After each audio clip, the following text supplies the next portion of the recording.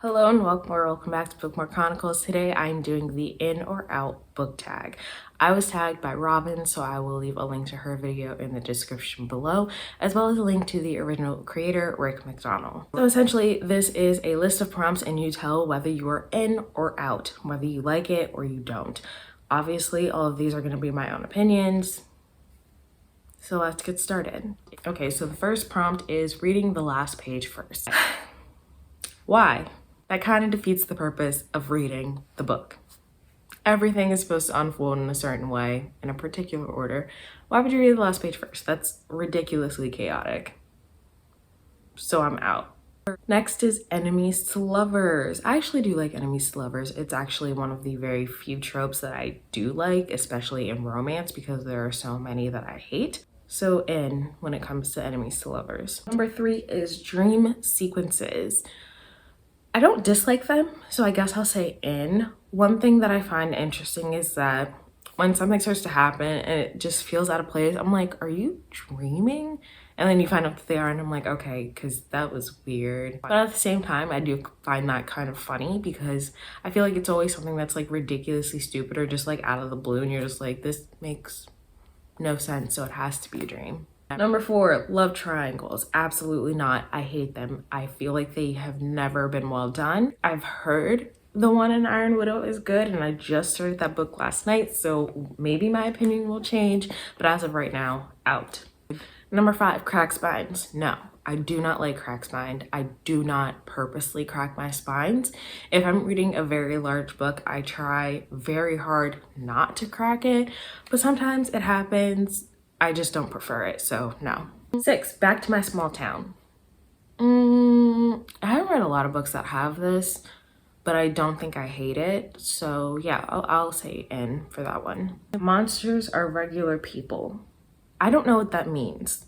Okay, so looking at the snippet from the original creator's video, he says something along the lines of like, vampires and werewolves are just like everyone else, and as a metaphor for inclusion and whatever.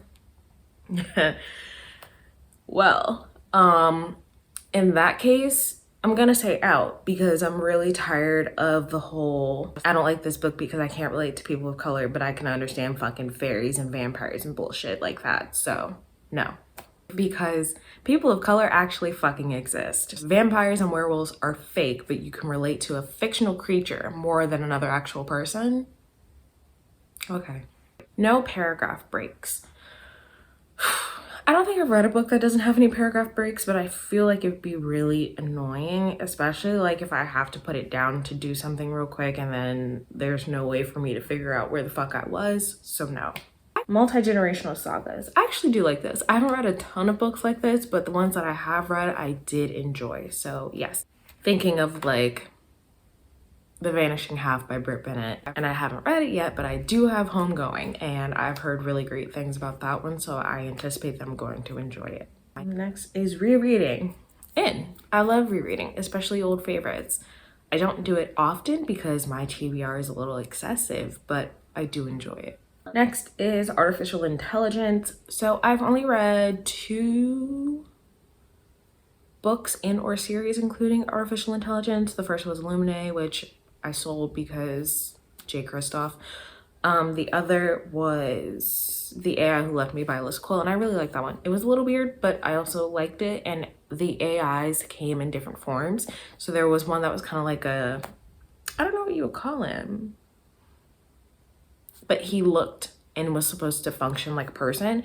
And then also in the apartment building that our main character lived in, she also had an AI that she could like talk to him and be like, turn on the stove or turn this off, or can you do this, or can you look up this, kind of like Alexa, I think she was like. So yeah, I think I like artificial intelligence so far. Next is drop caps. I had to look up what this was because I didn't know that that's what it was called. I don't care. I feel like the only time I see it is in like something that starts off with once upon a time, when the O is really large and then like the other lines continue from the O, even though the other sentences don't start with O. I'll put up an example for anyone who also didn't know that that was what that was called, but I'm totally indifferent on that. I do not care. Next is happy endings. I do like happy endings, but I also appreciate books that don't have happy endings. The most recent book that I read without a happy ending was In Every Mirror She's Black, and I just really appreciated that the ending kind of shocked me, and that with 3 characters, really none of them got a happy ending except one, even though she had to fucking almost ruin her relationship to get it. So yeah, I do like happy endings, but I also like not happy endings.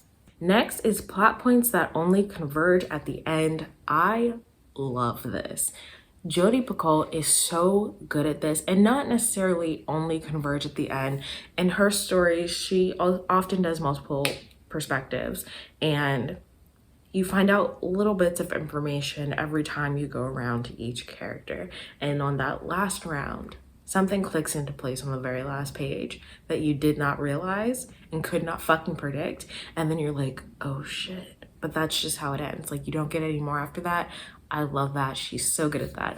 And also in Every Mirror She's Black again, it took a long time for the storylines to converge, and when they did, it was only for a brief moment and not what I expected. So in that case, I didn't like it, but typically I do, because there's always like some huge reveal, and I'm a sucker for a good plot twist, as I've said a million times.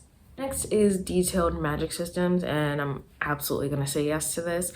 If I feel like it's a little confusing or there's just a lot of things going on, I tend to do a blended read with a physical copy and the audiobook, just to make sure that I am absorbing everything, but I do really enjoy them. Okay, the next one is classic fantasy races. I feel like there's a better way to say that, number 1. 2, I'm gonna say out. I don't really care for like the elves and gnomes and all that shit, so. And no, I never read Lord of the Rings. I did watch it. I only watched it because my dad made me watch it, to be totally honest. And I didn't dislike it, but that's not something that I seek out. Unreliable narrators. I don't know about that. I don't think I like that one. Okay, so I feel like in When No One Is Watching by Alyssa Cole, I feel like it's set up to sort of make you try to believe that Sydney's unreliable, but I trusted Sydney with my whole heart, and I knew she wasn't crazy, so I felt like that didn't work for me. But in other situations, like what's that one that was turned into a movie, Emily Blunt, what's it, Girl on the Train or something like that, where she's an alcoholic, so she must be crazy, like she must be lying. It's not that I don't like the trope, I just think I don't like the way that it's done most of the time, so I think that maybe I could be in on this one, but I haven't really seen it done well. Next is evil protagonists. Okay, evil protagonists, I'm not clear on what that means, because I feel like I've never read a book where the main character themselves is actually evil, but there are other main characters who are evil. So like Shadow and Bone, the Darkling, fuck no, because he's a fucking creep, you know? But like morally great characters or anti-heroes like Victor and Vicious, I love him. So I think it depends on the situation and what we're really talking about. But since it's an evil protagonist and not morally gray, I'm gonna say no, because then I'm thinking of the Darkling and I fucking hate him. I don't know. You know what? We're not gonna get into all that. But anyway, no, we're going with no on that. Next is the Chosen One. I haven't read a lot of Chosen One trope. I read Harry Potter, obviously, and enjoyed it as a child. I read Divergent, and only the first book was good. Yeah, I don't have an answer for that, because I literally do not know. Next is when the protagonist dies. Speak of the devil. I don't know, because I'm thinking of the One trilogy, and the way that happened just really fucking pissed me off, because we went through all this shit just for that bitch to get shot.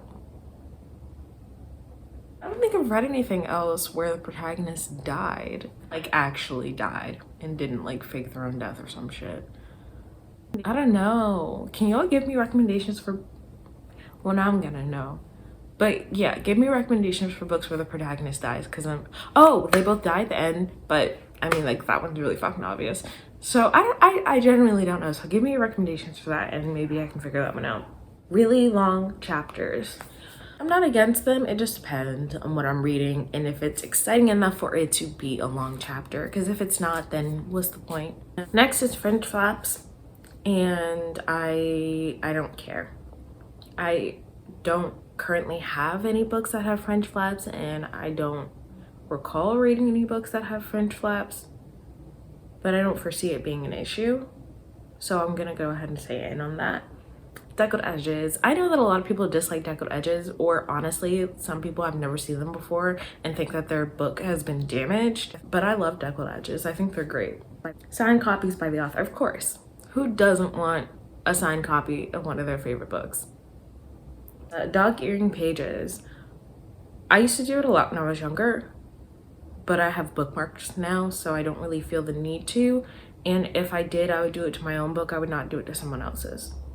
Chapter titles instead of numbers. I actually like chapter titles. I feel like I don't read a lot of books that have chapter titles though. I think the last books that I read that did were, I started reading Iron Widow, that has chapter titles. Trading Secrets had chapter titles, and there was something else, and I enjoyed it. I like them. Those are my answers for the in and out book tag. I'm going to tag Veronica at Veronica's Bookshelf, and anyone else who sees this and feels compelled to do it, consider yourself tagged. Otherwise, that's all I have for you today, and I'll see you in the next video.